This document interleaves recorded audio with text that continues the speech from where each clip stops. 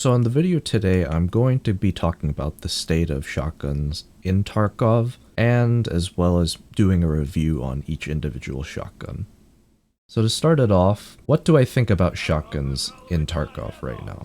I think that shotguns in Tarkov right now are in a very weak and disadvantaged state. And the reason why I say that is because all of the shotguns have horrendous MOA. And what that means is that all of the shotguns are horrifically inaccurate. Now, some shotguns can circumvent that to some degree with modding and having longer barrel modifications, but for the most part, a lot of the shotguns don't have such luxury. If for some reason you still want to snipe and do long-range shooting, my recommendation would be using something like the MP153 and the MP133 because they could have a 750mm barrel, which will lower your MOA to 10. Now, regardless of what playstyle you're going to go with, long distance or short distance, the good thing is that when you're using a shotgun, even when you mod to full capacity, the MP cost of your weapon is going to be very low. Now, what that means is that you're going to be able to afford a lot of very good armor. So for example, you could put 2 level 6 plates if you wanted to,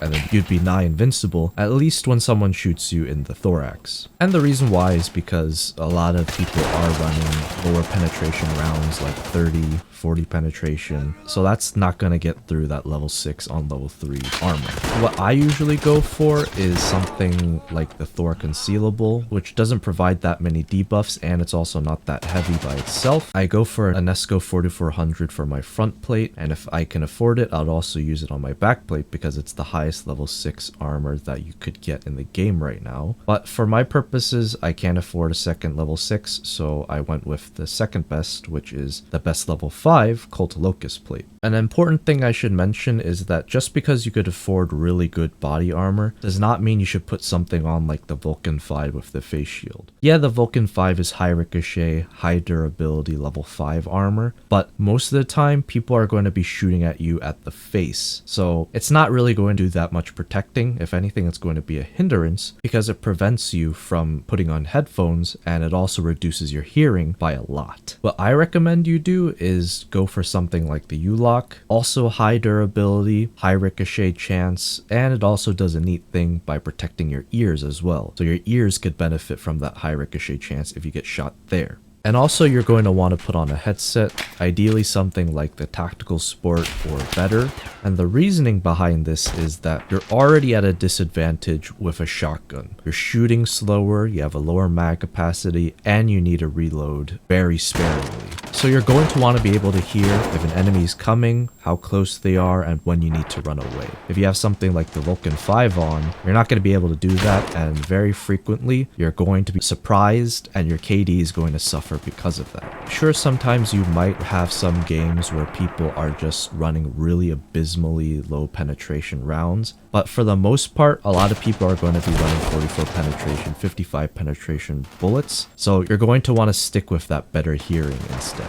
And also, I just put on the Death Shadow because it's a high ricochet chance, and who knows, even though it is only level 2, it might save your life once or twice. So regarding the ammunition for shotguns, the two OGs, the Magnum Buckshot and the AP-20s, in my opinion, they're just not worth using. The Magnum, because it gives you 115 additional recoil, and I'm sure if you've tested it or tried to use it before, spam firing is not an option. And if you shoot too slowly, your enemy is going to capitalize on that and headshot you into oblivion. So, not worth using, too much recoil. Now the AP-20s, you might think they're worth using, 37 penetration. It has a decent chance at penetrating level 4 armor, but you'd be wrong on that too. The high recoil debuff makes follow-up shots very difficult, and you're going to need that second shot almost always because most people are running level 4 armor and above. You're not going to kill them in that first shot, usually. The only situation where you'd instantly kill someone is if you shoot them in the head, but then again, level 4 helmets are very common as well, So most likely their helmet is going to deflect that shot too. And like I said before, follow-up shots are very hard to do, especially with such a high recoil debuff. AP-20s also not worth using in my opinion. I've really started to warm up to 12 gauge slugs, and the reason why is because if you could get a couple of them on target on their legs, which is usually pretty easy to do if you're in close distance and spam firing, you could put someone away before they even know what hit them. So if you're willing to try it out, highly recommend. I was able to get many first places using shotguns with RIP, so in my opinion, definitely worth a try using. Now flechettes, on the other hand, and by association, piranhas as well, I think they're an alright option. And the reason why is because if you look at the flesh damage for a flechette, it's only 25. And if you look at the flesh damage for piranha, it's also only 25. So what that means is that even if a dart hits someone in the face, it would not be enough to kill them. You need at least 2 darts in the face to kill a person. And if you remember what I said in the beginning, all of these shotguns have horrible accuracy. So chances are, unless you're a couple meters away from them, you're not going to be able to get enough darts on the person's face in order to kill them with a single headshot, or any headshots for that matter. And you might be thinking, okay, then I could just go for a thorax kill. 31 penetration is not really that great. As you're probably seeing in the background footage, I could unload into people multiple shells of flechette in the chest and they just won't go down. And if you compound that onto an opponent who's really good at playing the game, you're going to get destroyed and it's going to be very bad feeling. If you want something that's a good middle ground, flechette and piranha is okay, but just make sure that you're going to be playing on a map that is close distance enough. Now I'm going to lump the 50 BMG and the FTX together because they're both slug shells that have pretty low penetration chance, and I don't think that these are worth using at all because, like I said before, most people are running at least level 4 plates and level 4 helmets, so unless you hit them square in the face, you're not going to kill anybody. If you're going to go for flesh damage anyways, there's a lot better options that will kill them much more quickly. So these two in effect are kind of useless. Now Superformance is a little bit interesting because the interesting thing about Superformance is that no matter which legs you decide to go for first, if all the slugs go into one leg or they get split up into 2 legs, it will always kill in 3 shots. Same thing with the RIP as well. So the added accuracy buff and the added recoil bonus theoretically makes Superformance a lot better than RIP slugs. So I almost forgot to talk about the 23x75mm shotgun shells for the KS-23, so I'm going to go over that really quickly. You shouldn't be using the Shrap 25 over the Shrap 10 because the Shrap 10 does a lot more damage than the 25. And I highly recommend against using the Barricada slug because although it's 39 penetration, right at the cusp of penetrating level 4 armor very easily, it still isn't at that level yet. So even level 4 armors with the level 3 soft under armor pretty frequently stop these slugs to the chest. So really the only way that you're going to get a kill is if you aim for the face and it hits them there. But even then, the high ricochet chance with most of the helmets that people are running will likely save their life. So really, if you find a lot of success with AP-20s, maybe you'll find the same success with the Barricadas. But keep in mind the KS-23 is a pump shotgun, so the results might not translate as well with the KS-23. So now I'm going to go into each individual shotgun and just giving you the pros and cons of each one of them. So the MP153. What are the pros of it? The pros is that it's one of the only shotguns that could get a long barrel to reduce its MOA to make it more accurate when you're firing slugs. And this is much lower compared to a lot of the other ones. So this is 10.31 MOA, but if you get something like the M3 Super, it's close to 20 MOA, so nearly double. Another pro of the MP153 is that it's one of the platforms that could facilitate the most modding for a shotgun. So as you could see, I could put on a custom stock and get the recoil to a pretty low amount without really killing the ergonomics of the shotgun. Now the cons of the MP153 is that you're going to have a pretty limited ammo capacity. So the most that you could put on is an 8 shell magazine plus 1 in the chamber. So keep that in mind whenever you're in the middle of a fight. I should also mention that the bigger your mag capacity, the lower your ergonomics are going to get. So I recommend going for something like 6 shell mag capacity so your ergonomics doesn't suffer too much. Now the second gun is the Saiga 12. So the pros of the Saiga 12 is much like the MP153. It does sport a lot of modding possibilities that could get your ergonomics and recoil to a satisfactory amount. Another pro is that it's the only shotgun in the game right now, aside from the AA-12, which hasn't been added to Arena yet, that is magazine fed. When you unlock them, you could put in this 20-round drum for a high mag capacity, which would let you spam fire a lot more efficiently. Now, the cons with the Saiga 12 is that you're going to notice that you malfunction a lot more. And the reason why is because, as you see, all of these shells, especially these high-tier shells, add a lot of durability burn to your gun. So that means that you're going to have a lot of misfire malfunctions and stuff like that. So just keep that in mind when you are firing with this. Give your gun some time to cool down, otherwise you're going to be clearing jams very often. So the M3 Super is another pretty decent shotgun. The pros of it are that its base stats are already pretty good. You have 2 fire modes. One is the pump fire mode, which increases your accuracy, and the semi-auto version where you don't need to pump and you could shoot as fast as you click. The modding is a lot less than what you can with the MP153 and the Saiga 12, but it's decent enough to where you could bring down the recoil a little bit. And also a nice thing it has is that it sports a 13 shell magazine, plus 1 in the chamber if you so choose, so that's 14 shots before you actually need to reload.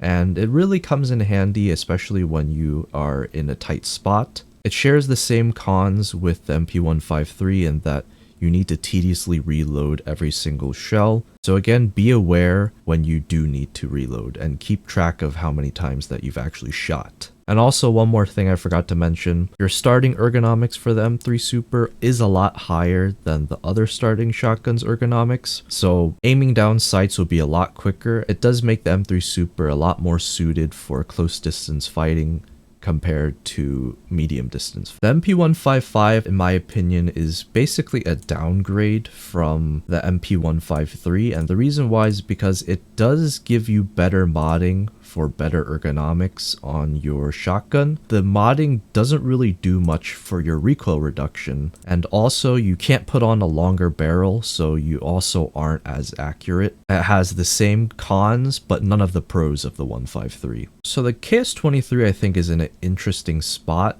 because you can't really mod the KS23 that much. The only thing you could really do is change to a shorter barrel, which I do recommend because it boosts your ergonomics by quite a bit at the cost of a little bit of accuracy and recoil, but you'll barely notice that anyways. You could also put on a shorter pistol grip, which would increase your ergonomics by a little bit as well, but in this case, I wouldn't really even go for it because it kills the recoil by a lot. So the MP133 is in a pretty bad spot, and the reason why is because it's a pump shotgun. So not only do you have all the problems with something that the MP153 has as a semi-auto, but now you have that added extra con of needing to pump a new shell into the barrel after every shot. And that takes away precious time that could get you killed if your enemy does decide to rush you, or if you miss that first shot and it doesn't kill your opponent. So I recommend staying away from this shotgun, especially in Arena where everything is very easy to acquire. So the MP43, or the double barrel if you want to call it that, is, in my opinion, the worst shotgun. Actually, it's the second worst shotgun because the worst shotgun is the sawed-off version, but we'll get to that when we get there. This one is really bad because the only thing you could do is, for modding, give it a smaller or a slightly larger barrel, both of which don't really matter, because if you put a bigger barrel on, it'll only decrease the recoil by a very small amount, which you will not notice at all, especially since your recoil is already very high anyways. And also, the smaller barrel, you might think, gives you better ergonomics, but since it makes your MOA really bad, now even more of your pellets or your shell will go off course even more, and it will not hit your opponent at all. So take it from me and my experience, there will be almost no situation in where you could play the MP43 effectively. The only thing you could do is either try to leg meta somebody, or aim for the face and hope that it kills them in the first shot. Stay away from this shotgun. If you played Arena when the game first came out, you'll remember the suffering of playing Stargazer, that subclass, for I think it was Enforcer. There's no modding that you could do aside from putting on a sight to help you aim better. But other than that, there's literally nothing that you could do to make it better or worse. And one really big con that this thing has is that you have to open up the cylinder and then pull out each individual shell. Or if you fast reload, it will dump out all of your shells, including your unused shells, and then you have to individually load each shell again. There's no speed loaders right now, so the reloading and unloading process is extremely time consuming. So once you fire those first 6 shots, especially in modes where you have no time to breathe, like Last Hero, this is one of the worst shotguns, right next to the MP43 in how bad it is. The only interesting feature about the shotgun is that there's a single fire, which makes your shots more accurate, and a double action, which basically means every time you shoot, you don't have to cock the hammer back by yourself, it automatically does that by itself. But the way BSG implemented this feature, double action makes your shotgun more inaccurate, so you won't be able to do longer distance shooting. One thing I also didn't realize is that this shotgun is technically more accurate than the MP153 because this has 9.34 MOA compared to the MP153's lowest, which is 10.31. So if you are going to be sniping or using AP20s, for example, this might be your best bet to hit those headshots, but otherwise, there's no reason that you should use this shotgun. So up next is the Remington Model 870. So in my opinion, I don't think it's that much different than the MP133, because although the modding isn't that bad, you could get the ergonomics to pretty high amount. Unfortunately, it is a pump action shotgun, so you are going to run into the same problem where you have to eject each shell every single time you shoot. And that could be really costly because if you're staring down an opponent, if you try to run away, most likely you're going to get shot in the back. So like with the MP133, I recommend against using it. Pump actions are fun guns to use until you start getting destroyed by other people.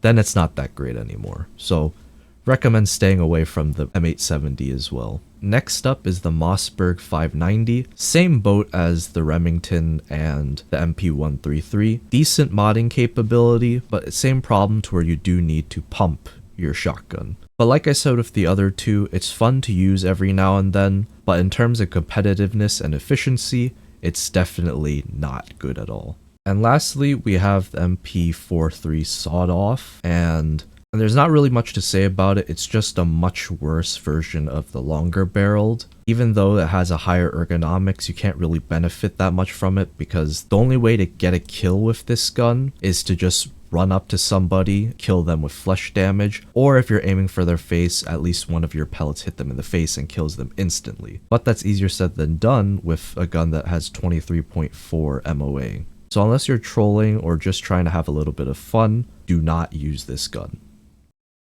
Thank you again for listening to me talk.